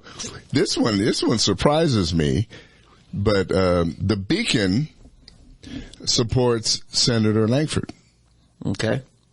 Which I don't think you support Senator Langford, do you? No, I feel like we can do better. I actually thought, as you know, Nathan Dahm had entered that race and pulled out. I thought when Jackson Lawmeyer got in, I said, I think there's others going to get in. And there might have been had Inhofe not hung it up. Instead, they decided to get into that race. I think T.W. Shannon would have considered taking on Langford again. Yeah, I think he should have. I think he should have. Anyway, it's surprising. The Tulsa Beacon says incumbent Senator Langford drew challenger Jackson Lawmeyer, a Tulsa pastor, because Langford didn't always agree with President Trump. Both men are Christians who campaign on conservative values. The Tulsa Beacon picks U.S. Senator James Langford, which is a surprise. I disagree with their narrative because he didn't support Trump. Yeah. The fact that he committed himself on the January 6th certification that he was going to do a maneuver and then, without warning, reversed. But I've seen him put his foot in his mouth a number of times. What really bothered me about him, he took over the role of Tom Coburn in the seat of Tom Coburn, and he started his waste book series, Federal Fumbles. And then late 2015, after publishing his first edition, in a continuing resolution at Christmas time, he votes to fund all the waste that he just got done bad-mouthing. I don't see him as having the spine that the Oklahomans need. That's what I'm going to say. Well, my list of issues with Senator Langford is about my arm, and if you put yours on it, it would. Yeah. It began in when he was first elected. His first act was to buy 100 or probably several hundred copies of the Obama prayer book. It was a book of prayer for Obama. And he's just always been a contrarian. Yeah. He was the chairman of the Tulsa Race Riot Commission until they kicked him off of it, and he was even on it when they changed the name from the Tulsa Race Riot to the Tulsa Race Massacre. Yeah. Also, I will say that I happened to be in a situation where I saw him in a meeting with an honor roll of the most liberal and progressive people in Tulsa, and he was meeting with them, which was kind of weird. So just all around, he's always been just, I don't know. And like you said, he's never been a solid, supportive, real down-to-earth Republican, so conservative. Yeah. So this is a referendum on Langford. Right, it's on him and on his, exactly. So we're both in the Lamar camp. We're both in the Lamar camp, exactly. And we don't know that much about him. I think he's fresh, he's green, he's it's more of a thing of the devil we don't know versus the devil we know. Okay. And and I think anything would be better than Senator Langford. Now, I'm not questioning his faith, his Christianity. I'm just saying, as a senator, I don't think he's done the job that we asked him to do in Washington. Yeah. He's been a vote. And anytime there's a camera, he's in front of it. Okay. He's always in front of it. Yeah, he's always in front of the camera. So, and really, what have we gotten for it? He's really not done anything as far as I can tell. Okay. All right. Now we're going to the other side of the state. Well, no, they're both statewide races, but I know, but at the same time, we're going to the other side. One that we both know a little bit more about and so forth. Okay. So this is one where I once again am a Lone Ranger. U.S. Senator, a few candidates have a decent chance to make the GOP runoff in this race. Senator Nathan Dahm, U.S. Representative Markwayne Mullin, former State Senator Scott Pruitt, former House Speaker T.W. Shannon, and Dr. Randy Grinnell and Luke Holland are all in that. All claim to be conservative and all are Christians. Dahm has the most consistent track record and will be willing to challenge the liberal tendencies of Republican leaders. Tulsa Beacon endorses State Senator Nathan Dahm for U.S. Senate. And what says Dave? I agree. Whether or not he can make the runoff isn't what I have to decide. It's not like I'm picking lottery winners, you know. I'm picking the people I think are principled and stand for what I believe. This is not the general election. This is not the runoff. When Nathan last ran for federal office, it was 1st District Congressman, and he was very similar to Andy Coleman. And their vote was split pretty evenly, and they both narrowly missed making the runoff. Now Nathan, I don't think his base is left with a tough choice. I think he's solid whether he makes it or not. I'm still going to vote for him. He's the guy who's proven by the legislation he's not only authored but got passed into law on abortion, on gun rights, the big issues we're dealing with today. And whereas Markwayne Mullin, although he impresses me in a lot of ways, I haven't seen legislation he's championed. You know, and T.W. Shannon, I'm sorry, you know, you could have come sat right here and interviewed with us, but you just decided to pull out on us. You know, sorry, you're a no-show. Okay. Those are the three that have a chance, okay? Right. I agree. Pruitt has any chance, and I certainly don't think Luke Holland or Alex Gray have any chance. Right. No, I agree. I agree with you. But who are you going for? I have to say I'm going with Congressman Markwayne Mullin. He was my number 2. Yeah. here's my issue. You know, I've known Nathan. We're friends and all that, and I like Nathan a lot. I try to be pragmatic and try to stay somewhat objective. I like Nathan. I like the things he supports. I'm for all of that. The problem I have with Nathan is, one big one is the fact that he skipped out. He committed to running for the other office. Yep. Against. I wish he would have stayed on that one. And he switched in midstream. Do you think he made a mistake? I think, well, let me put it this way before you say, if he had stayed in that race with Langford and Lohmeyer, you probably would have voted for Nathan. Totally, 100%. Bingo. Yeah, 100%. Sorry, Nathan. Yeah. But it just showed me, it's like, I think I can do better. It's easier over here. You know, it was one of those things. I think he thought it might be easier over here, so let me come over here. Yes. So, that's probably one of my biggest tick right there. Okay. That if you commit to something, commit to it, stick to it. That's one. Second, the fact that, Mark Winmullen has stuck with it. He has some longevity now. He's got some credibility in Washington. Yeah. We don't know what all he's done. You know, as you said, when he was here, he revealed some things we don't know about. See, as opposed to Langford, who's in front of a camera every time you turn around. Oh God, yeah. Yeah, jeez. Much of what Mark Winmullen has done has been below the surface. Okay. We don't know what he's saying. In fact, he surprised you the last time he was here when he told us some of the things that he's done. Okay. Yeah. So just because somebody doesn't tell us, toot their horn about everything they've done. In fact, he's telling me some things that he hasn't told, and I'm not going to say it because I don't feel I can until he feels we should. But I will say this. Some people have raised some questions. Yes. And we failed to ask him about this when he was here. Yeah. So I'm going to read a response.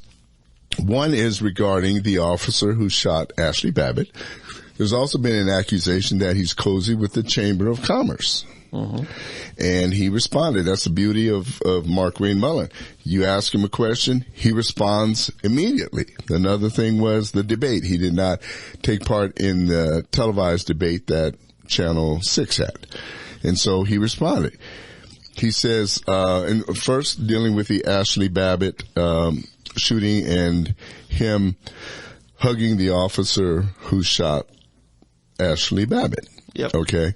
Which I had a problem with that myself. I feel that was a bad shooting. I wasn't there. I don't know all of it, but hey, I'm on Ashley Babbitt and her husband's side, or with most of you. Okay. Yeah. But I don't know everything about everything. Okay. So here's the response from Congressman. This is breaking news, folks. Yeah, this is from Congressman Mullen. Yep. I will not back down from supporting the police officer who was doing his job. His job was to protect the chamber and those in it. Unfortunately, it cost a person their life, but that person should never have been there to begin with. The chamber should never have been there to begin with. Okay. So apparently that is true. Those doors were locked. The window was broken. They broke through the window. Okay. So I don't know why they were there and why the window was broken. One of the questions I have is, what happened to those police officers? You probably seen the footage where they had that line of officers that were there. Yeah. And then somebody gave them a signal and they looked and then they left. And that's when everybody smashed the window and she jumped through the window. So there are a lot of questions that need to be answered there. We still don't know there's something squirrely going on. Okay. I still don't know about this officer shooting her, okay? But those doors were locked, and so I don't know. I'm just taking his word for it there, okay? Next, regarding the Chamber of Commerce. The Chamber of Commerce and I have been at odds for quite some time, and I've actually canceled my company's memberships to the state chambers. The debate they had, that was that. So his companies have not been members of the Chamber of Commerce. This was an issue somebody had. Yeah. I wrote him about that. So they thought he supported the chambers. And so he does not. Okay. So that was another question. Regarding the debate.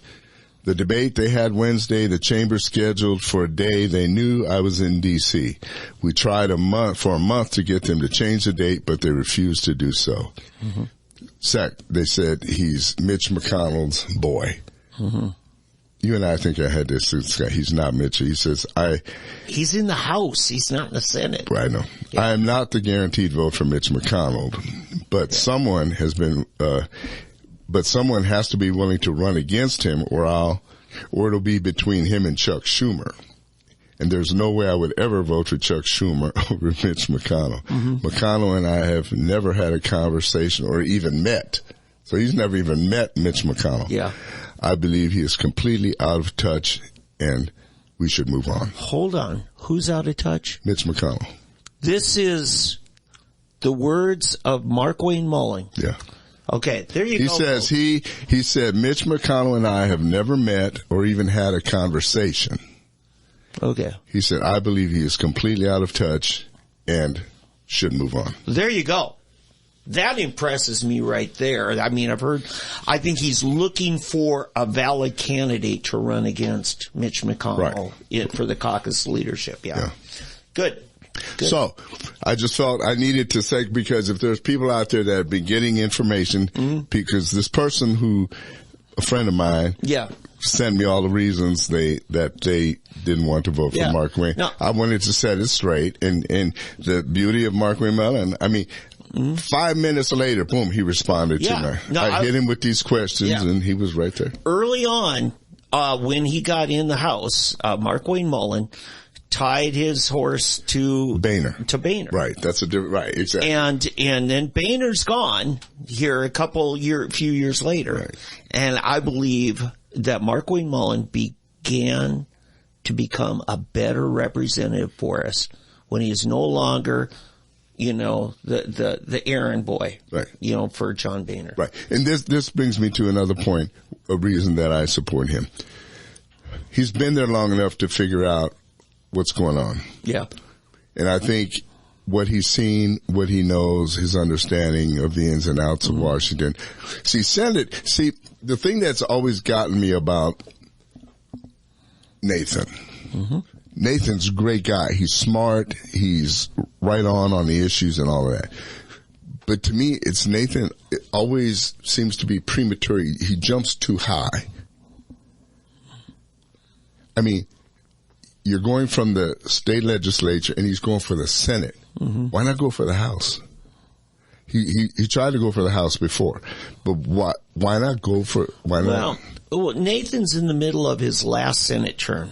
If he does not succeed next week, he goes back to 2 more years as a third-term senator. Right. So this is what, in political terms, we call a freebie, because it's the off year. I think he should put his hat in the ring.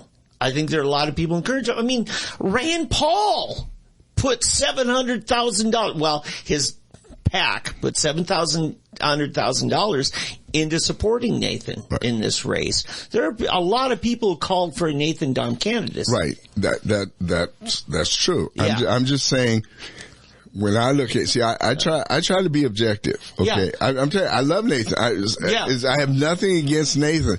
I just try to be practical and look at things holistically. See, I'm not one of these myopic people that I'm so conservative that I've got to have it my way. I'm looking at the big picture. Yeah. Who has the best chance? Period. Yeah. Look, here's the reality. Okay. Mark Wayne Mullen has been a congressman for the 2nd District. So Mark Wayne Mullen is going to get to 2nd District. All those people that loved him for the 2nd District, he's got that vote. Yeah. So all he's got to really worry about is getting part of this and getting the west of the state. If he gets 20% of the rest of the state, he's probably in. Right. Yeah. But, and so if you're Nathan, who has been attacked by the Democrats right and left and different people on the other side of the state and this and that, he's got an uphill battle. TW is well known as being the speaker on the west side. Yeah. He's got Lawton, he's got that district, he's got as a congressman, he's got all of these people. Yeah. See what I'm saying? So to me, practically speaking, it's a two-man race. Now, we've got all of our 912, we've got our Terra people, we've got our ultra-conservative people. OPAC and right. Our conservative group here in Tulsa that are going to be staunchly for Nathan, and they're going to be really mad. And that's the problem. We always get mad when our guy loses, but we don't look at things from a practical way. We just set ourselves up to be. I'm supporting Nathan because it's a principled decision. I think the guy has got a proven record. I understand. Yeah. I understand. I'm just saying, don't get mad. Oh God, no. Okay, but you're one of them. But I promise you, know what? I promise you, there are people who will get mad. I know. There are people that still hate Mullen from this promise he made. I know. And even though he and Pat Campbell became best friends. Yes, and Jared Jackson. Even Jared Jackson, they were good buddies. There are people that still have not and will not forgive him for that and stuff. So it's just the way people are. They're only handicapping themselves with that attitude. Here's what I want to say for Nathan. If he doesn't make it next week, or even if he makes the runoff and doesn't get in or miss the general election, here's my thing. In 2 years, Nathan's done with his legislative service by constitutional thing. 12 years and you're out. Guess what else happens 2 years from now? First district is going to need a new congressman. The reason why I say this, because Kevin Hearn said, I've only committed to 3 terms. He says, I pledged limiting myself. Right. So first district, the Tulsa metro area is going to need someone. Nathan's going to be a perfect opportunity right there to fill that. Right. So what Nathan should be doing is working to solidify his name, his stance, everything to prepare for that. Oh, I don't think there's anything wrong with him running in this race. Okay. And he's who, and in a perfect world, if I had my chance to wave a wand, Nathan's who had a wand in there. That's the problem. It's not a perfect world, and you don't have a wand. But it's my primary vote, Eddie. And no. I understand. I mean, I don't want to get into a thing. I'm not talking down your vote, okay? Yeah. It's your vote. Mm-hmm. We're discussing, we're arguing, we're having a debate. Yeah. Since they're not here to debate, we're going to have a debate. Right. We're going to have a debate for them. So, my pick, my what do you want to call it, handicap or whatever, my prediction is, you will probably have a Mark Wayne Mullen, T.W. Shannon runoff for the reasons that I gave. The fact that Mark Wayne has the second district in a portion of Tulsa, and probably some of the other side of the state, and then TW has got all of his. Yeah, I don't want to say cronies, but his people from before. Okay, plus you're going to have people who just want to have a black guy. You know, we're so progressive now. You know. Okay, let me ask you this. Wait, one thing I do want to say this for people that don't know, and we need to discuss this since we're speaking of TW. He supports the McGirt decision. Absolutely. And so that's a big time. Yes.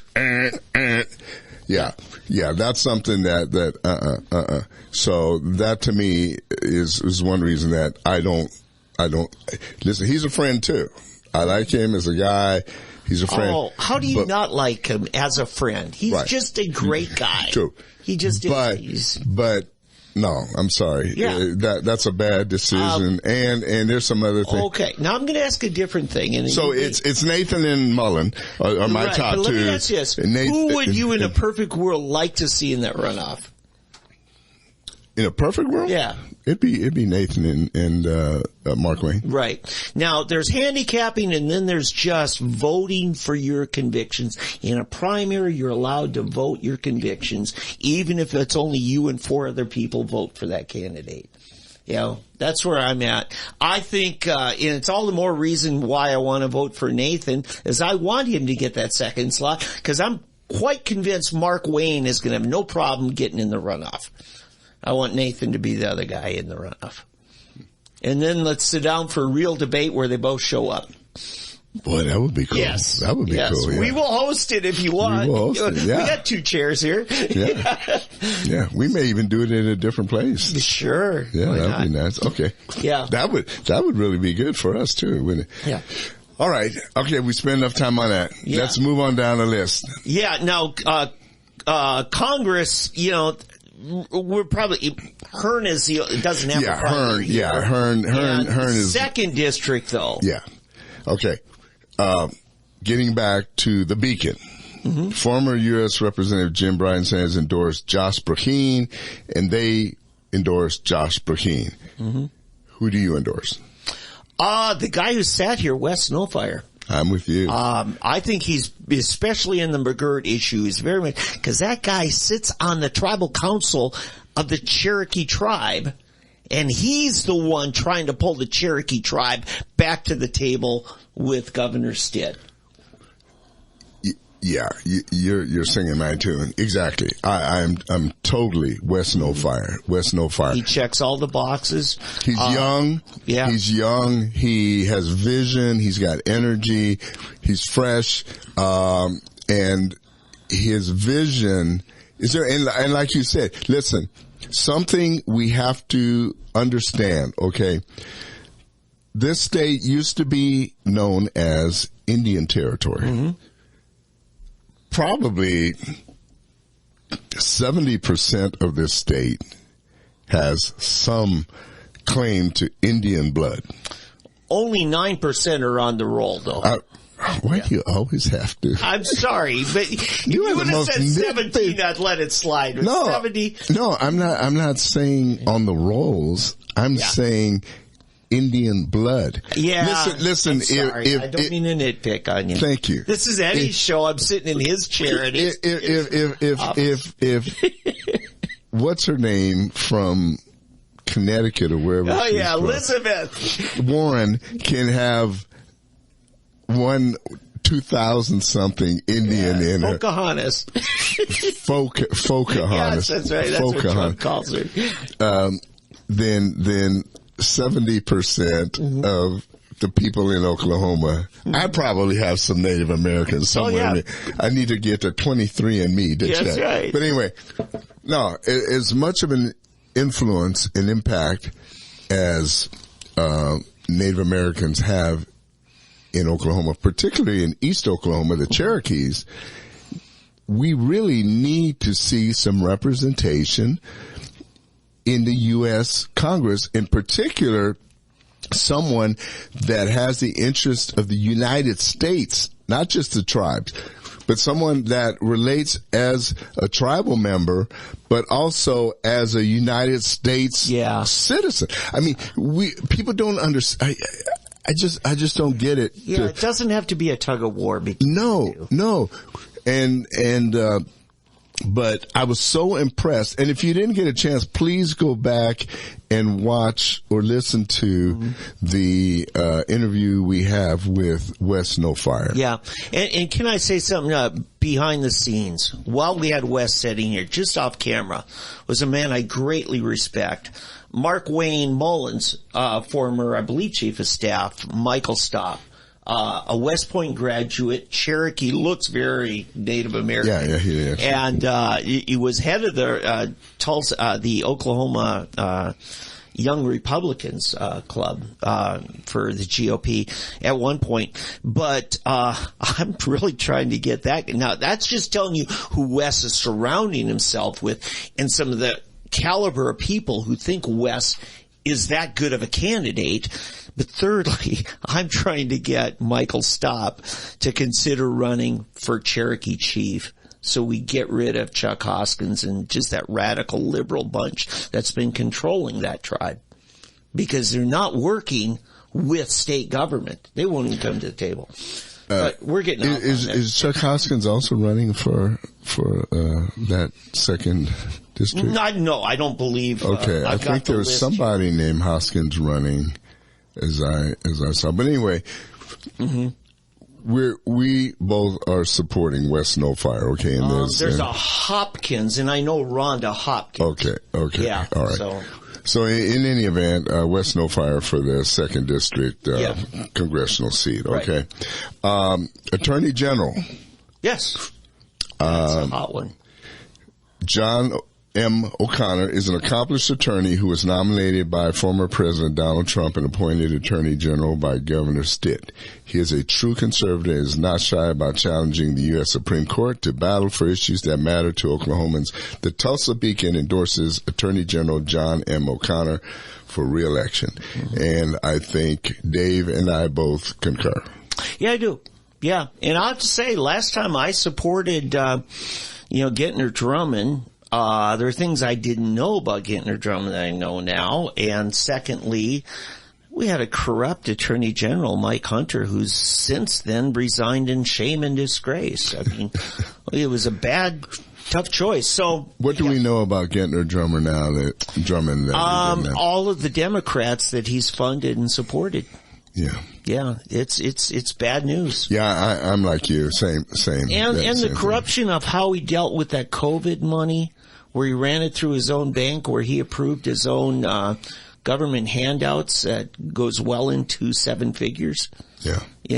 And you think he's funding his own campaign, but then you think it's really, he just got a lot of taxpayer funding. Yeah. So I have a problem with that. John O'Connor. He doesn't pass the smell test. Gentner doesn't. Here's one that I have a feeling you might disagree with. State auditor and inspector. Yeah. The Tulsa Beacon recommends Cindy Byrd. Yeah. Absolutely not. I just wrote a pretty hard-hitting story yesterday on it. No, she's siding with the Democrats over and over again, including the radical Democrat, now Joy Hoffmeister, who was sold to us as a better Republican than what we did have, Janet Barisi. Yeah. It's and this is what happens in campaigns. You hire the Found Hollands of the world. They'll make anybody look like, your best neighbor. Yeah. So who do we support? Well, I'm definitely going to be supporting Steve McQuillan. He's from Tulsa. He actually is an auditor. And the question last time was Cindy didn't really have the qualifications. But she is an insider political hack that I really have a problem with. Yeah. Especially how she went after Epic and is now got with 2 Democrats, Hoffmeister and David Prater, and their kangaroo court indictments now. They're trying to lock up the founders of Epic for more than 10 years. I mean, it's a massive indictment that's a sham, about as much a sham as that phony audit that Cindy Byrd did on Epic, where she literally was scolding them for not breaking the law. She wanted them to pay pension money on stipends that actually was against what the state law instructs them to do. So McQuillan. Okay. Yeah, good guy. Yeah. So, yeah. State Treasurer, the Beacon supports Todd Russ. Mm-hmm. He has a background in legislative experience to occupy this open seat. Mm-hmm. Do you concur? You have any issues? I like Todd. Todd and I have really become friends. He's a grassroots rural guy. I'm not trusting Clark Jolly, who's one of his principal opponents in there. Clark's been an insider guy that just always, in fact, Clark one time told me about budget making, because he was the Senate budget chair. He says, if you're not at the table, you're on the table. And he just has always wiggled his way into positions of influence and how he used that for money. So yeah, Todd Russ, he's a good guy. clean-cut guy like him. Cordell, Oklahoma. I don't know enough about him, so I don't have an opinion. Yeah.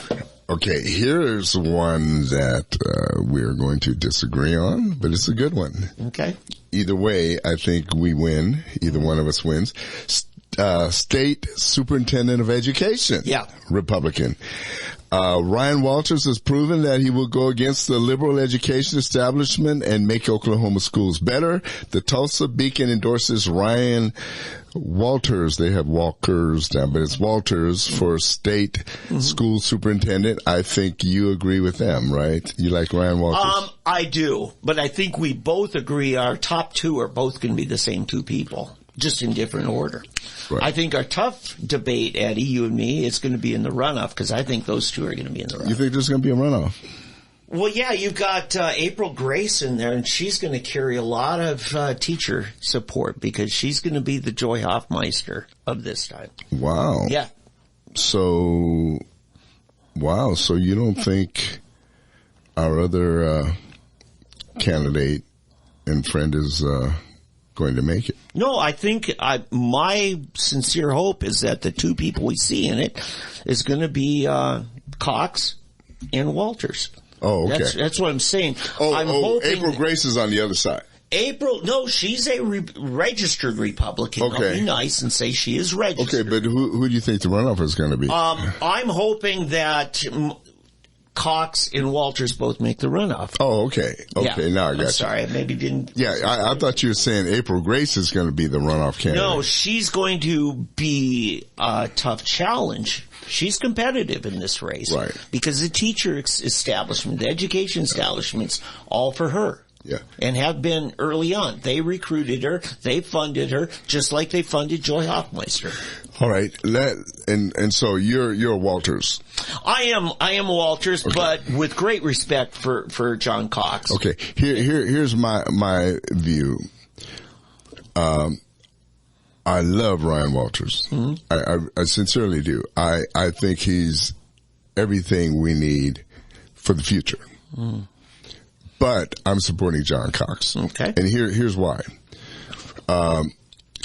John's experience, his time in the position of superintendent, he's been a principal, and I think he knows how the other side thinks. Mm-hmm. Okay. So that's the basics. I think his experience, his maturity, Ryan is still a bit young. He's still a bit young, okay. But here's my number one problem, and I think we saw this with Janet Barisi. I do not want an administration where you have the governor, you've got his attorney general, and you've got his superintendent of education, and you've got his this, his this, his this. If you've got all of these people that have been picked by the governor, which Ryan has been picked by the governor, the attorney general is picked by the governor, the lieutenant, who was it that we were just discussing that was picked by him? A couple of people. I've lost my place. You get back into the thing that you had with Mary Fallon. So I just want to see some diversity. I want the superintendent of education to be independent. Someone we can trust, somebody that truly, and if you remember, I supported John Cox against the snowflake we have now, right? Who's running for governor, who switched party, who became a traitor. People didn't listen to me back then. I knew when we were interviewing her, when I was at KFAQ, we had her and Janet Barisi. I was yelling, danger, Will Robinson, danger. And nobody wanted to listen. No, we got to get rid of Barisi because she's for Common Core or some stupid stuff like that. Nobody would listen. Stay away from this lady. Stay away from this lady. No, we made her superintendent of education, and we've seen what happened. Okay, let me get it clear. You want Governor Stitt to have another term, but you don't want any of his team in office. No, I don't mind if we have some of his team. Okay. I don't want him to have everybody in his team. Okay. I know. Dave, I'm just razzing you. Yeah, no, that's dangerous. That is a legitimate concern. Absolutely. Right. You've got to have some independent thinkers out there. Yes, you do. Because especially at Ryan's age, I mean, already he told us when he was sitting here, right, that the governor basically hired him. I mean, he's working for him now. Well, when you're appointed secretary, that's the governor's personal picks. Governor gets it. Hello. Subject to Senate approval. Yeah. But what I want to say is, in Ryan's defense, because I talked to OCPA, which is the premier conservative think tank, they at one time, believe it or not, had hired Fount Holland, not as an employee, but as a contractor, to help them with their education reform stuff. And Trent England, vice president over there, said, Dave, we've gotten nowhere on education. This was like 3 years ago. He said, we might as well give Fount a chance, and we just, he had the time we had. What I saw, not this last session before, was the greatest session in the last 50 years for education reform. And it was spearheaded by Ryan Walters. And that to me was his tryout, his dry run. Can we put him in charge? He was that effective in working with the legislature to bring, school transfer, school choice. So, that could be, though, just because you got somebody else out of the way. But you know what, Eddie, you and I agree. A choice between Walters and Cox, that's a pretty good menu to select from. Right. We think those two guys are really good. Yeah. So anyway, I'm just saying that's my fear. I like the governor, and definitely want to have him reelected, but I just don't want the entire everything down being the governor's picks. And like I said, we've seen it from Barisi and others. It's a recipe for disaster. I think John will be a safe choice. I don't think he would be as big on reform, but he would run a clean ship. Yeah, and the other thing that I think that John can help us navigate is dealing with the teachers unions, because he's been on the other side. Yes, he has. To know how they think and so forth. And the other thing I like is I think we would have an in. We would be able to call him and say, hey, John, what's going on? What can we do? What do we need to do? So forth and so on. So I've got both their cell numbers, so. Yeah. Good. We know where you live, right? You know what? I can say this now. Dr. Everett Piper was early criticizing Ryan Walters, and it was no substantive criticism. It was in poor taste. Yeah. And I talked to Ryan when I first met him. I said, I don't know if Piper's wanting to run against you for that, because that kind of made sense. I said, why don't you go talk to him? Ryan drove all the way up to Copan, just a couple miles from the Kansas border, where Dr. Piper has a ranch. And met with him, and I ran into Piper later. He was in town here at a meeting. I said, did Ryan ever reach out to you? And he said, yeah. He says, and yes, I did apologize to him. That was really in poor taste. I told him I'd be tough on him, but I was wrong in how I handled that. And you know what? Piper came out and endorsed Ryan Walters. Good. Yeah, so, you give everybody a fair chance. Oh, yeah. No, like I said, I think Ryan's a great guy. He's got a future ahead of him, and maybe he can remain on the governor's staff. Oh, yeah, yeah. And he and John apparently got along well. I mean, they seem to really get along well. Yes. I mean, just think of it. You keep Ryan on staff with the governor. No, you're right. And then have John as the secretary, and then boom, I mean, have the two of them work together, which is what I was wishing could happen anyway. That was textbook for me. If you've been at any of their debates or public forums and that, those guys are just class act. And the respect they show each other, no cheap points. I wish all of Oklahoma politics was like that. Yeah. And then, John may, 4 years pass it on, and let Ryan take his place and move on. And I don't know, I mean, you know, I tend to just shoot from the hip or the heart or somewhere, but that's just my feelings. Okay. Hey, we got to move on. We're 2 hours. So this is going to be a long one today, people. Labor Commissioner, the Beacon, endorses Sean Roberts. You say he has a conservative and practical record in the House. I don't know much about Sean Roberts. I don't know anything about any of the candidates, to be honest with you. I know him well. He's running against if there was a proper use of the term rhino, Leslie Osborne would be that. She is not just not conservative. She mocks conservatives openly, publicly. And, Sean's a real deal. He actually, his seat that he's just finishing up his 12th year in legislative service includes Skiatook, so it's a little bit of Tulsa County here, but it's probably one of the biggest districts. Wow. And solid guy. Wish we could have had him on the show. When TW didn't show up at the Republican men's luncheon, Sean came in and filled the bill. It was a great meeting. Great. Yeah. So Sean Roberts, the Labor Commissioner, right? Yeah. Corporate Commissioner, the Beacon endorses Todd Thompson as the best choice. Do you know much about him? I'm not going to endorse on that.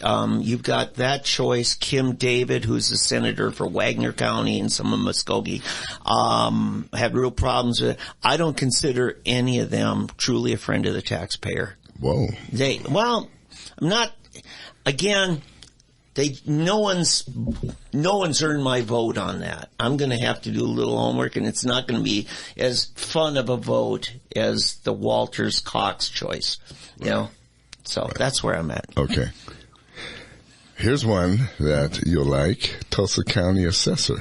Yeah, we enjoyed Byron Burke coming in. Right. The Tulsa County Assessor, John A. Wright, is one of the most conservative elected officials in the state. He has done a good job during a busy time. Tulsa Beacon endorses John Wright. Yeah. We happen to have Mr. Burke come in a couple of weeks ago. To be fair, John Wright did want to come in. If we would have had a show last week, it would have been right. Right. It just happened that we were out of town and weren't able to do it. And today we wanted to, as you can see, we're spending 2 hours of the show today. So apologies to John Wright. Listen, I've known John for 20 some years. Good man. He's worked under Kenny Azel. I have no issues with him. I will say I was very impressed with Mr. Burke, and you endorsed Byron Burke here in our studio the day he was here, so we don't have to ask you again. You're a Burke supporter. Right. I didn't do it at the time. The only thing I would say, I would lean probably to Byron Burke, just for change. You know, we've had Yazel, right? I mean, how long was Ken Yazel, there? I mean, he was there like. It was either 8 or 12 years, I forget. Yeah, if you look at that, I mean, we're approaching 20 years. Yeah. It seems like it's the same thing. It's nothing fresh. Yeah. And some of the things that Byron Burke brought up about the way things are being assessed, didn't seem quite fair. Yeah. In fact, if John would have showed up, I would have been ready with some tough questions because other, county, assessors around the state are now coming forward saying Tulsa assessor is giving hundreds of exemptions to preachers that state law does not support for their own personal houses. And Wagner County absolutely says, no, that's not allowed. And so our tax rolls are missing probably, I'd say $100 million easily. Ooh. That's given away to preachers. Wow. And if that ain't buying votes, I don't know what is. Now, I will say, I think I'm going to make my house a parsonage. Yeah. You know, this is a problem. Mine has already. Yeah, there's political leaders I know that don't pastor a church, but because they got some reverend certificate, they're not paying any property taxes on their house. Wow. We will devote an entire program one day to just those type of things. But anyway, so, as I said, John's a good guy. I've known him for years, also a friend, but hey, sometimes you just have to go with, being fair and being I think I'm going to join you, and I will go ahead and support Byron Burke. I wasn't ready a couple of weeks ago, but I think I'll go with that as well. Yeah. Any legislative races that you're going to? Let's see. We've got, that was the assessor. We got Tulsa County Commissioner. They're supporting Bob Jack. I'm not. You're not? Who do you have? No, why can't I repeat? Is his name out of Jinx? Dunkerley, is it? Yeah, Dunkerley. Dunkerley. Yeah, with the Jinx city government. And no, I just too many people are coming to me saying they've had their issues just dealing with Bob Jack's temperament, his willingness to get along in a meeting, and I've been sabotage and hijacked by Bob myself, and I just don't think he has a temperament for this kind of role. Let's go to, you asked about the legislative. Yeah, let's go to, I'm going to start with State Senate. Wendy Stearman in northern Tulsa County. Yeah, we'll get to that. Let's do, District 36, State Senate District 36, John Haste. Yeah, David D'Ambroso is running for that. And again, anytime it's incumbent, the election's a referendum on the incumbent. And so Haste is the incumbent? Yes. John Haste. Yeah. Experienced senator. The Beacon endorses John Haste. Yeah. Whether or not David's ready or not, I'm not particularly happy with John Haste. Some of the things that to me violate civil liberties, religious liberties, I've seen in his votes. Where is District 36? That's going to be northern part of Broken Arrow generally. North of Bass Pro Shop a ways. Okay. So District 11. Wendy Stearman, champion for the unborn, is an effective leader. That's the Tulsa Beacon endorses Wendy Stearman. Absolutely. And last show, I really unloaded on Dr. Everett Piper because he's endorsing her opponent in the primary, even though he talks about how wonderful Wendy is, to which I fall on Pat Buchanan's famous axiom, if there's no need to change, there is a need not to change. Who is her opponent? His name is John Kane. My Freudian slip, I called him John McCain. Remember that? And it was just because Piper knew him. He lived near the campus there. And I think part of it is he's going to draw some Bartlesville votes who believe that should be a Bartlesville citizen have that seat, not a Collinsville citizen. So, but you're supporting Wendy Stearman. There's absolutely no reason to do other than cheer her on. And where is Wendy? Where's that district? That's going to be the northern edge of Tulsa County and the southern half generally of Bartlesville. Goes right up to downtown Bartlesville. Oh, wow. Okay. The southern half of Bartlesville.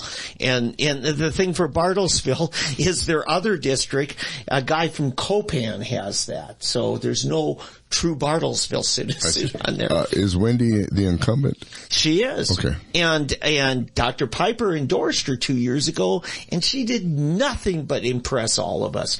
She moved into leadership quite quickly on states' rights. She was vice chair, and then the most pro-life from conception bill in America.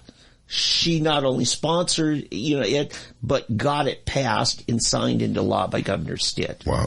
You can't beat that. No, that sounds good.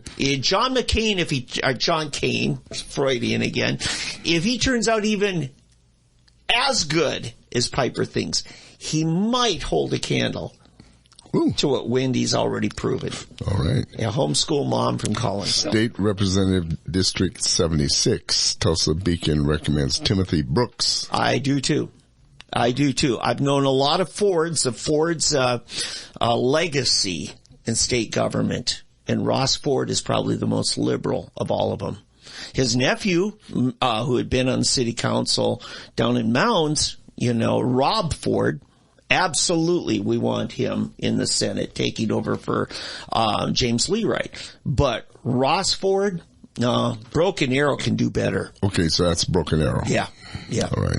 Yeah, that's David Brumbaugh's old seat. Okay. That was, to me, the heart and soul of the Tea Party movement.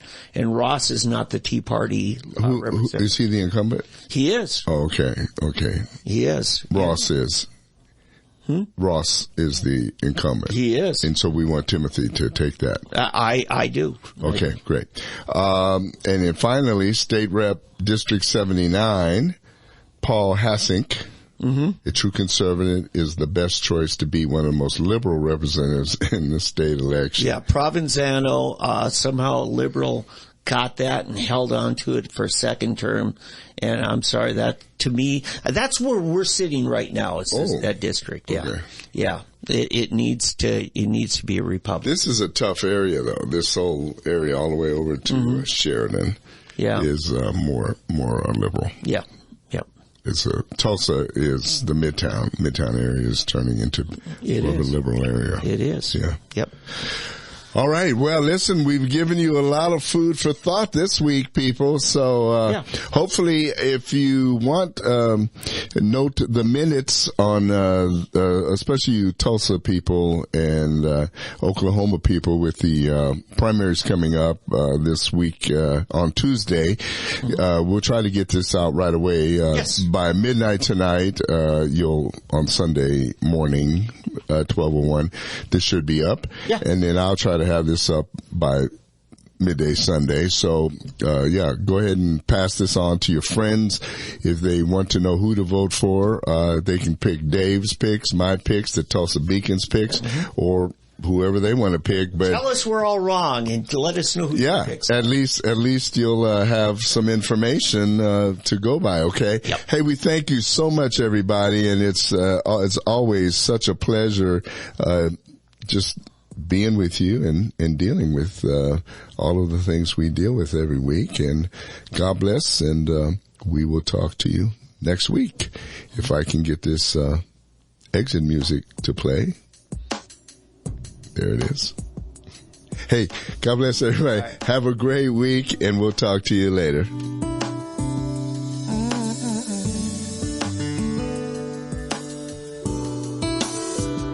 Well, it's another day, and I'm thinking about the things I want to say, but my thoughts are like clouds drifting far away. Well, I admit I doubt sometimes that I'm on your mind. Just another face, looking up from the crowd, searching for a way to talk to you now. Sometimes I feel small in the scope of it all, and then I'm reminded again that the very same God that dreamt of the ocean set the stars into place. Well, he knows me by name. The very same God